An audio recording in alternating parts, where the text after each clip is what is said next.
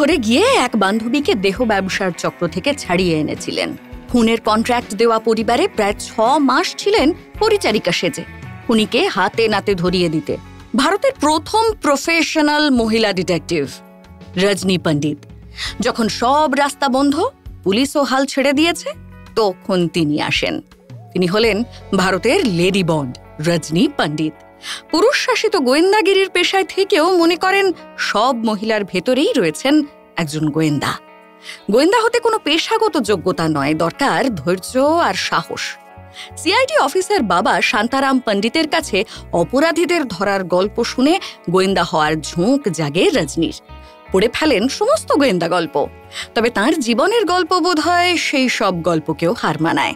তাই রজনী নির্দ্বিধায় বলে ফেলেন, যবে থেকে এই পেশায় আছেন জমকে সঙ্গে নিয়েই ঘুরছেন।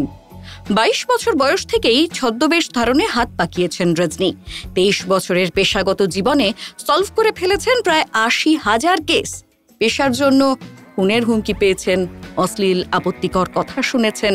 62 বছর অবধি থেকে গিয়েছেন একা, কারণ রজনী পণ্ডিত মনে করেন গোয়েন্দাদের কোনো পিছু টান রাখতে নেই।